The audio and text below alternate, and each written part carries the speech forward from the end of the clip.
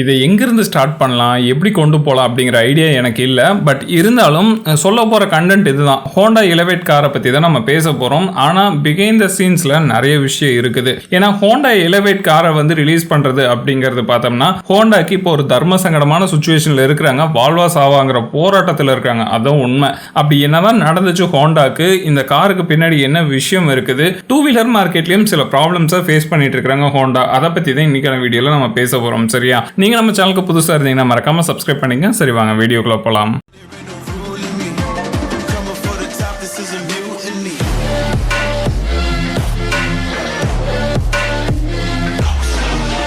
Start ஆகுது. So இந்த அளவுக்கு காஸ்டிங்ல இருக்கிறதுனால மிடில் கிளாஸ் அஃபோர்ட் பண்ற பிரைஸ்ல எந்த காருமே இல்லை அமேஸை தவிர. ஹோண்டா கார்ல நிறைய பேர் சொல்ற ஒரு குற்றச்சாட்டு என்னன்னு பார்த்தோம்னா ஹை மெயின்டெனன்ஸ் காஸ்டா இருக்குது. கம்ஃபர்டபுள், லக்ஸுரி இது எதுலையுமே குறையில்லை. பட் காஸ்ட் வைசஸ்ல பார்க்கும்போது வண்டியோட மெயின்டெனன்ஸ் அதிகமா இருக்குது அப்படிங்கறத நிறைய பேர் சொல்லிட்டு இருக்காங்க. ஸோ இந்த மாதிரி ஒரு விஷயத்துல ஹோண்டா நிறைய கார்களை டிஸ்கன்யூ பண்ணிட்டு மறுபடியும் கொண்டு வர முடியாத ஒரு சுச்சுவேஷன்ல இருக்கிறாங்க. ஏன்னா எதிர்பார்த்த அளவுக்கு சேல்ஸ் போகல. சரி, சேல்ஸை பூஸ்ட் பண்ணுவோம் அப்படின்னு சொல்லிட்டு தான் ஹைபிரிட் மாடலை வந்து சிட்டில இன்ட்ரோடியூஸ் பண்ணாங்க. ஆனா ஹைபிரிட் மாடலோட பிரைஸ் 22 லட்சம் ரூபாயா இருக்குது. 22 லட்சம் அப்படிங்கிறது நம்மளை பொறுத்த வரைக்கும் அது ஒரு லக்ஸுரி பட்ஜெட் மாதிரி. ஸோ அதனால அந்த கார் பார்த்தோம்னா ஆல்மோஸ்ட் லக்ஸுரி காராகவே தான் மாறிடுச்சு. ஸோ அந்த காரை பர்ச்சேஸ் பண்றதுக்கான சேல்ஸ் ரேஷியோ எல்லாமே கம்மியாக தான் இருக்கும். சரி, ஓகே, இது ஹோண்டாவுக்கு தெரியாதான் என்ன? சரி, ஹோண்டா வந்து இப்படி ஒன்று பண்ணிட்டாங்க, அடுத்து என்ன பண்ண போறாங்க அப்படின்னு சொல்லி பார்க்கும்போது தான் எலவேட் அப்படின்னு சொல்லிட்டு ஒரு காரை இன்ட்ரோடியூஸ் பண்ணியிருந்தாங்க 6ஆம் தேதி. லான்ச் ஈவெண்ட்ல நிறைய விஷயங்களை வந்து சொல்லியிருந்தாங்க.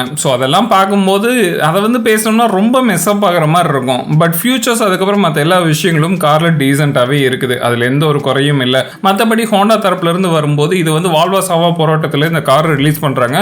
அதனாலேயே ஹோண்டா இந்த காருக்கு நல்லாவே R&D பண்ணி இருக்கிறாங்க. R&D பண்ணி நல்ல ஒரு சூப்பர் காம்பாக்டான ஒரு சப் காம்பாக்ட் கேட்டகரியில் இந்த கார் ரிலீஸ் பண்ணோம் அப்படின்னு சொல்லி பண்றாங்க. ஸோ எல்லாமே ஓகே தான். வண்டியோட விலை அப்படிங்கிற ஒரு விஷயம் ரொம்ப ரொம்ப இம்பார்ட்டண்டா இருக்குது. ஏன்னா ஹோண்டா கார்கள் இப்போ ஆல்மோஸ்ட் பார்த்தோம்னா எல்லாமே பட்ஜெட்டை தாண்டி மேலே மீறிட்டு போயிருச்சு. அந்த ஒரு இடத்துல இருக்கும்போது நிறைய பேர் எதிர்பார்க்குற விஷயம் பட்ஜெட் ஃப்ரெண்ட்லியாக கொண்டு வருவாங்களா அப்படின்னு சொல்லிட்டு தான் ஹோண்டா தரப்பில் பார்க்குறோம். அப்படி பார்க்கும்போது என்ன பண்ணுறாங்கன்னா இந்த கார் வந்து 12 லட்சத்துக்கு மேலே தான் கோட் பண்ணுவாங்க அப்படிங்கிற மாதிரி தாட் நிறைய பேர் சொல்கிறாங்க. ஸோ நிறைய பேர் என்ன சொல்கிறாங்கன்னா ஆன் அண்ட் ஆவரேஜ் நிறைய வெப்சைட்ஸில் வந்து ஒரு 10 லட்சத்தில் கோட் பண்ணலாம் எக்ஸ்ஷோரூம் ப்ரைஸ் அப்படின்னு சொல்கிறாங்க. எப்படி பார்த்தாலும் 11 லட்சம் தான் இதோட மினிமம் ப்ரைஸாகவே இருக்கும் அப்படிங்கிற மாதிரியும் நிறைய பேர் சொல்லும்போது நமக்கு கேட்கும்போது ஸோ ஓகே, இது அவுட் ஆஃப் சிலபஸ் அப்படின்னு சொல்லிட்டு நிறைய பேர் தள்ளி விடவும் ஆரம்பிச்சாச்சு இப்பவே. நண்பா, இந்த இடத்துல யோசிச்சு பாருங்க. மிடில் கிளாஸை கவர் பண்ணாத ஒரு கம்பெனி கண்டிப்பா சக்சஸ் ரேஷியோவை பார்க்கறது ரொம்ப ரொம்ப கம்மி தான். நிறைய கம்பெனிகள் இருக்குது லக்ஸுரி பிராண்ட் கார்களை மட்டும்தான் கொடுப்போம் அப்படின்னு சொல்லிட்டு வந்து இருக்குது. ஆனா அவங்க வந்து என்ன பண்றாங்கன்னா கார்களை விற்கல, லைஃப் ஸ்டைலை விற்கிறாங்க. அதுதான் முக்கியமான விஷயம். இந்த கார் வச்சிருந்தீங்கன்னா உங்களை வந்து ஒரு கெத்தா பார்ப்பாங்க அப்படிங்கிற மாதிரி தான் அவங்களோட அட்வர்டைஸ்மெண்ட்ஸ் எல்லாம் இருக்கும். ஜென்டில்மேன் மில்லியனர்ஸ் எல்லாம் இந்த கார் தான் யூஸ் பண்ணுவாங்க அப்படிங்கிற மாதிரி ஒரு பிம்பத்தை உருவாக்கி வச்சிருக்காங்க ரோல்ஸ் ராயல்ஸ். ஸோ இந்த மாதிரி விஷயங்கள் இருக்கும்போது ஹோண்டா அந்த மாதிரி எதுவுமே கிடையாது. ரொம்ப நார்மலான பீப்புள்ல இருந்து ரொம்ப லக்ஸுரியான பீப்புள் யூஸ் பண்ற மாதிரி எல்லா விதமான கார்களும் ஹோண்டா கிட்ட இருக்குது. எந்த ஒரு டவுட்டும் கிடையாது. ஆனா எலவேட் பார்த்தோம்னா எனக்கு தெரிஞ்சு ஒரு 8 லட்சத்துல இருந்து மினிமம் பார்த்தோம்னா ஒரு 7 லட்சம் வரைக்கும். ஸோ இந்த 7 to 8 லட்சம் கேப்குள்ள வந்து எக்ஸ்ஷோரூம் பிரைஸ்ல கோட் பண்ணி கொடுத்தாங்கன்னா மார்க்கெட்ல ஆல்ரெடி இருக்கிற கார்களுக்கு குறிப்பா சொல்லணும்னா டாடா நெக்ஸான், அதுக்கப்புறம் ஹூண்டாயோட கிரிட்டா, ஹூண்டாயோட வெனு, இந்த மாதிரி நிறைய கார்களை நம்ம சொல்லிக்கிட்டே போகலாம். ஸோ அந்த அளவுக்கு பார்த்தோம்னா மார்க்கெட்ல இந்த mid size SUV, sub 4 compact, sub compact இந்த மாதிரி மாடல்ஸ்க்கு நல்லாவே வரவேற்பு இருக்குது. அந்த இடத்துல காம்படிட் பண்ணணும்னா கண்டிப்பா அந்த அளவுக்கு பிரைஸ் ரேஞ்சில் கம்மியாக வரணும்ல. ஆனால் ஹோண்டா பண்ண மிகப்பெரிய தப்பு என்னன்னா இதுக்கு பிரைஸ் ரேஞ்ச் கண்டிப்பா அதிகமாக தான் வைப்பாங்க அப்படிங்கிறது நிறைய பேரோட கருத்தாவும் இருக்குது.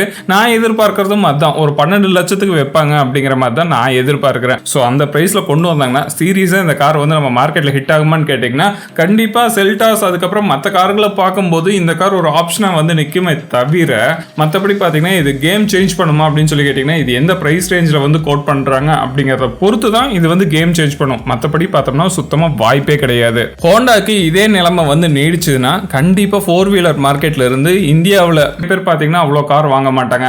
ஆனால் ஒரு 5 இருந்து 7 லட்சத்துக்குள்ள கோட் பண்ணாங்கன்னா கண்டிப்பா என்ட்ரி லெவல் கார் வாங்குறீங்க கூட ஹோண்டா காரை கன்சிடர் பண்றதுக்கான வாய்ப்புகள் நிறையவே இருக்குது அப்படிங்கிறத நான் சொல்லுவேன். சரி, வீடியோ ஆரம்பிக்கும் போது டூ வீலர் மார்க்கெட்லயும் ஹோண்டா சில பிரச்சனைகளை ஃபேஸ் பண்றாங்க அப்படிங்கறத நான் சொல்லியிருந்தேன். ஹோண்டா என்ன விதமான ப்ராப்ளம் ஃபேஸ் பண்றாங்க அப்படின்னு சொல்லி கேட்டோம்னா, ஹோண்டா சேல்ஸை பொறுத்த வரைக்கும் 2வது இடத்துல வந்து இருக்கிறாங்க டூ வீலர் சேல்ஸ்ல. ஆனா பிரச்சனை என்னன்னு பார்த்தோம்னா, முக்கியமா ஒரு 3 வண்டிகள் மட்டும்தான் அதிகமா சேல்ஸ் ஆகுது. ஷைன், அதுக்கப்புறம் ஆக்டிவா, அதுக்கப்புறம் CB350. இந்த மாதிரி வண்டிகள் மட்டும்தான் எதிர்பார்த்த அளவுக்கு சேல்ஸ் வந்து போயிட்டு இருக்குது. மற்ற வண்டிகள் எல்லாமே சிங்கிள் டிஜிட்டா கூட சில வண்டிகள் கிராஷ் பண்ணல அப்படிங்கிற சேல்ஸ் ரிப்போர்ட் வந்து வந்திருக்கிறதுனால ஹோண்டா மிகப்பெரிய தலைவலியில் இருக்காங்க. இதனால நிறைய பைக்குகளை டிஸ்கன்டினியூ பண்றதுக்கான வாய்ப்புகளும் இருக்குது அப்படிங்கிற மாதிரி சொல்றாங்க. பட் அஃபிஷியலான நியூஸ் கிடையாது. யோசிச்சு பாருங்க, செகண்ட் பிளேஸ்ல இருக்காங்க சேல்ஸை பொறுத்த வரைக்கும். ஹீரோக்கு அடுத்ததா ஹோண்டா தான் இருக்கிறாங்க. ஆனா அவங்க கிட்ட சேல்ஸ் ஆகிறது இந்த 3 வண்டி தான், ஆக்டிவா, ஷைன், அதுக்கப்புறம் CB350. இதுல கொடுமை என்னன்னா, ஹார்னட் 2.0 வந்து பாத்தீங்கன்னா ஒரு யூனிட் கூட சேல் ஆகல அப்படிங்கிற மாதிரியும் சில மந்த் வந்து சொல்லியிருக்காங்க.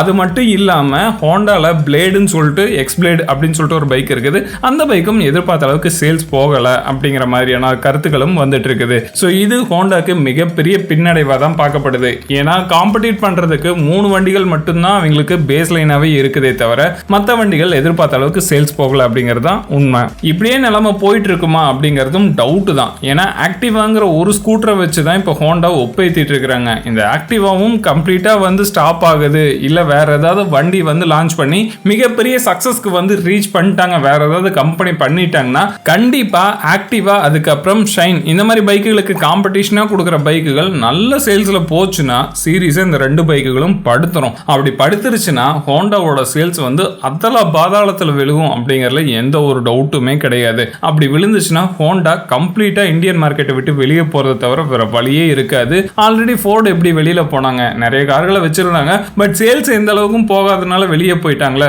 ஸோ அந்த தரப்புல ஹோண்டாவும் வந்து சேர்றதுக்கான சாலிடான ரீசன்ஸ் வந்து ஒவ்வொன்றா ஆட் ஆகிட்டே தான் இருக்குது. ஸோ ஹோண்டா இந்த மாதிரி பிரச்சனையில் எப்படி வெளியே வருவாங்க அப்படிங்கிறத பொறுத்திருந்து தான் பார்க்கணும். ஏன்னா ஹோண்டா இப்போ ஒரு காரை ரிலீஸ் பண்றாங்க, இது பிரைஸ் எப்படி கோட் பண்றாங்க அப்படிங்கிறத பொறுத்து தான் ஜட்ஜ் பண்ண முடியும். ஏன்னா இந்த கார் தான் ஹோண்டாக்கு வால்வா சாவா அப்படிங்கிற போராட்டத்தில் முக்கியமாக கை கொடுக்கும் அப்படின்னு சொல்லிட்டு ஹோண்டா தரப்புல இருந்து ரொம்ப நம்பிக்கையை எதிர்பார்த்துட்டு இருக்காங்க. பொறுத்திருந்து பார்ப்போம் நண்பா. சரியா, இந்த வீடியோ உங்களுக்கு பிடிச்சிருந்துச்சுன்னா எப்போ சொல்ற மாதிரி தான் மறக்காம லைக், ஷேர், கமெண்ட் பண்ணுங்க. இது போல இன்னும் நிறைய வீடியோஸோட உங்களை வந்து நான் சந்திக்கிறேன். அது வரைக்கும் பாய்.